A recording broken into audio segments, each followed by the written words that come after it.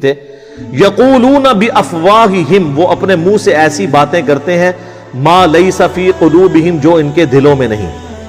یہ دو طرح سے اس کا معنی ہو سکتا ہے، ایک تو یہ ہے کہ وہ دعوے تو کرتے ہیں لیکن اندر ایمان کوئی نہیں موجود، دوسرا یہ ہے کہ اوپر سے جو باتیں کر رہے ہیں اس سے زیادہ دشمنی ان کے اندر چھپی ہوئی ہے، اوپر تو دشمنی کا اظہار کام کرتے ہیں، اندر تو اس سے بڑے یہ دشمن ہے۔ یہ دونوں معنی بیک وقت درست ہیں۔ واللہ اعلم بما یکتمون، اور اللہ خوب جانتا ہے جو وہ چھپاتے ہیں۔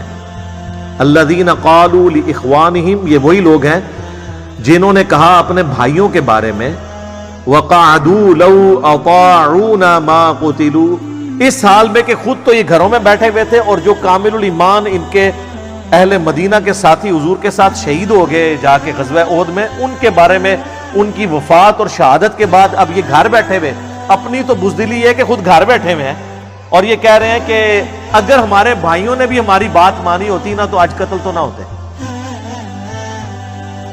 اس کا جواب پہلے بھی گزر چکا ہے کہ اللہ تعالیٰ فرماتا ہے یہ گھر بیٹھ کے بات کر رہے ہیں نا، اگر ان کی بھی موت لکھی ہوتی نا یہ بھی اپنی مقتل گاہوں کی طرف خود کھینچے چلے آتے، کیونکہ موت کو تو کوئی ٹال نہیں سکتا۔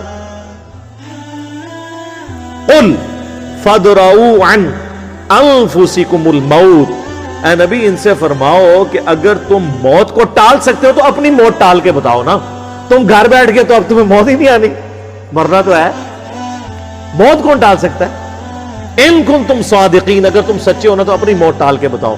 تم یہ کہہ رہے ہو ہمارے بھائی میدان احد میں گئے تو مارے گئے، ہم گھر بیٹھے تو بچ گئے، تو اس کا تو مطلب یہ ہے کہ تم اب ہمیشہ ہی بچے رہو گے، موت تو یہاں بھی آئے گی۔ ان کی زندگی اتنی تھی۔ اب اللہ تعالیٰ کی طرف سے ایک ایسی آیت آ رہی ہے جس میں اہل ایمان کے لیے وہ تسلی ہے کہ اس لیول کی تسلی اور کوئی نہیں ہے۔ سورہ آل عمران کی آیت نمبر 169، وَلَا تَحْسَبَنَّ الَّذِينَ قُتِلُوا فِي سَبِيلِ اللَّهِ أَمْوَاتًا، کبھی خیال نہ کرنا ان لوگوں کے بارے میں جو اللہ کی راہ میں قتل کر دیے جائیں کہ وہ مر گئے، حالانکہ مر چکے ہیں، کیونکہ اللہ کہہ رہا ہے وہ قتل ہوئے ہیں، تو قتل ہوئے تو مر تو گئے، لیکن نہیں، وہ دنیا سے مرے ہیں۔ بل احیاء عند ربہم، بلکہ وہ تو زندہ ہیں اللہ کے حضور۔ یرزقون، اور ایسے زندہ ہیں کہ اللہ نے ان کو نعمتیں بھی دی ہوئی ہیں، رزق بھی دیا ہوا۔ یہی ٹاپک جو ہے وہ سورۃ البقرہ میں بھی آیا ہے، وَلَا تَقُولُوا لِمَن يُقْتَلُ فِي سَبِيلِ اللَّهِ أَمْوَاتٌ، مت کہا کرو ان کو جو اللہ کی راہ میں قتل کر دیے جائیں کہ یہ مردہ ہیں، بلکہ وہ تو زندہ ہیں، لیکن تمہیں وَلَٰكِن لَا تَشْعُرُونَ، تمہیں ان کی زندگی کا شعور نہیں ہے۔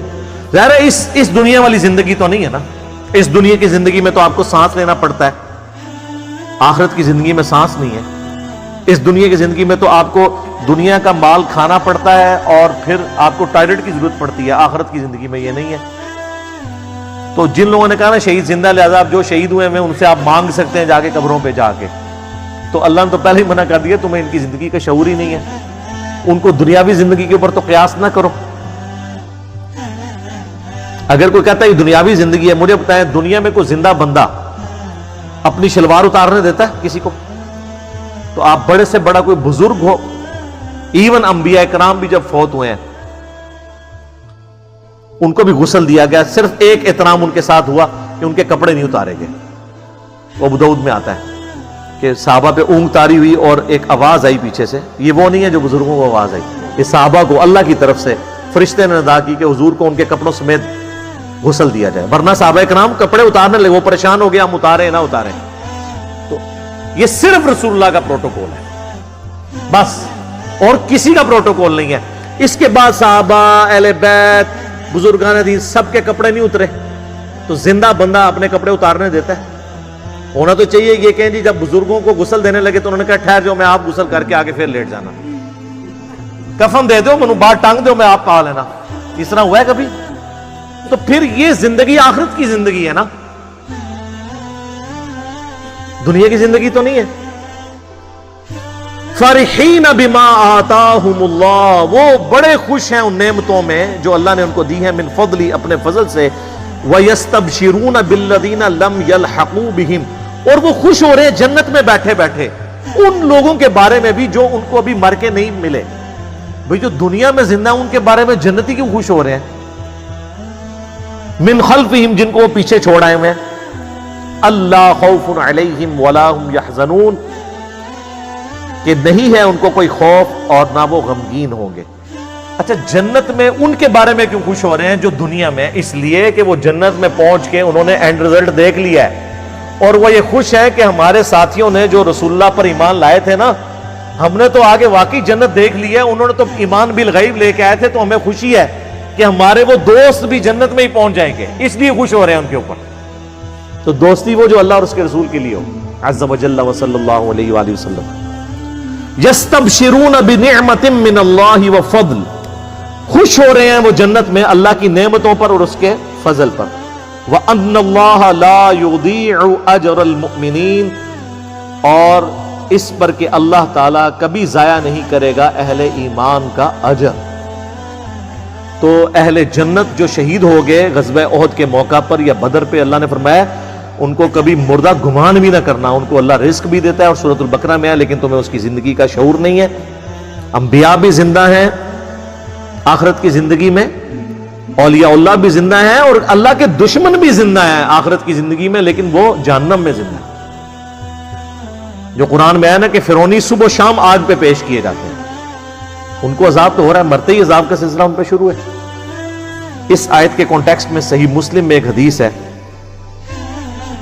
اسی آیت کے کانٹیکسٹ میں، کہ ان کو گمان نہ کرنا جو مر جائیں اللہ کی راہ میں کہ وہ مر گئے، وہ اللہ کے حضور زندہ ہیں، ان کو رزق دیا جاتا ہے۔ تو حضور سے جب پوچھا گیا یا رسول اللہ یہ کس طرح کی زندگی ہے، تو آپ نے فرمایا کہ اللہ تعالیٰ اہل جنت کو وہاں پر یعنی ان کی روحوں کو پرندوں میں ڈال دیتا ہے، اور وہ جنت میں اڑتے پھرتے ہیں، سبز پرندے، اور وہ شام کے وقت آ کے عرش کے نیچے جو اللہ کی قندیلیں ہیں نا ان پہ آ کے بیٹھ جاتے ہیں۔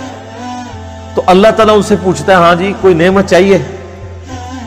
وہ کہتے ہیں یا اللہ تو نے اتنا کچھ ہمیں دیا ہے، ہمیں تو کسی نعمت کی ضرورت ہی نہیں ہے۔ تو جب اللہ تعالیٰ بار بار اصرار کرتا ہے نا تو وہ پھر ایک نعمت کہتے ہیں کہ یا اللہ تو ہمیں دنیا میں دوبارہ بھیج دے، ہم دوبارہ تیری راہ میں قتل ہوں اور پھر شہید ہو کے تیرے پاس پہنچے۔ تو اللہ فرماتا ہے کہ یہ وہ نعمت ہے، یہ میں تمہیں نہیں دوں گا، کیونکہ جو میرا یہ قانون ہے کہ جو ایک دفعہ دنیا سے آ گیا وہ واپس نہیں جا سکتا۔ ہاں عبد القادر جیلانی کی تھی روح کھول لین اللہ گل ہے، کہانیاں، یہ مسلم شریف ہے، مولانا شریف نہیں۔ اللہ فرمائے گا یہ تو میرا رول ہے کہ جو مر کے میرے پاس آیا وہ دوبارہ نہیں آ سکتا، اس کے علاوہ کچھ اور مانگنا ہے تو مانگ لو۔ تو کہتے ہیں اللہ تو نے ہمیں سب کچھ دیا۔ اسی کو سپورٹو ایک اور حدیث ہے صحیح مسلم میں کہ اللہ کے محبوب علیہ السلام فرماتے ہیں کہ قیامت والے دن جنت میں پہنچنے کے بعد کوئی شخص دنیا میں آنے کی تمنا نہیں کرے گا سوائے وہ شخص جو دنیا میں شہید ہوا وہ تمنا کرے گا کہ کاش میں دنیا میں دوبارہ جا کے اللہ کی راہ میں قتل ہو جاؤں۔ اور اسی کانٹیکسٹ میں بخاری مسلم کی حدیث ہے کہ میری خواہش ہے میں اللہ کی راہ میں قتل کیا جاؤں، پھر زندہ کیا جاؤں، پھر قتل کیا جاؤں، پھر زندہ کیا جاؤں، پھر قتل کیا جاؤں، پھر زندہ کیا جاؤں، پھر قتل کیا جاؤں۔ یہ حضور کی خواہش۔ صحیح مسلم میں حدیث ہے جو شہادت کی تمنا کے بغیر مرا وہ منافقت میں مرا۔ اور مسلم شریف میں ایک حدیث ہے جس کے دل میں شہادت کی تمنا ہوئی اسے اپنے بستر پہ بھی موت آئی نہ عام حالت میں بیماری سے، اللہ اس کو شہید لکھ دے گا۔ سبحان اللہ وبحمدہ سبحان اللہ العظیم۔ اللہ تعالیٰ سے دعا ہے جو حق بات میں نے کہی اللہ تعالیٰ ہمارے دلوں میں راسخ فرمائے، اگر جذبات میں میرے منہ سے کوئی غلط بات نکل گئی تو اللہ تعالیٰ ہمارے دلوں ہی سے معاف کر دے، ہمیں کتاب و سنت کی تعلیمات پر عمل کر کے دوسرے بھائیوں تک پہنچانے کی توفیق عطا فرمائے۔ سبحانک اللہم وبحمدک اشہد ان لا الہ الا انت استغفرک واتوب الیک وما علینا الا البلاغ المبین۔ جزاکم اللہ خیرا۔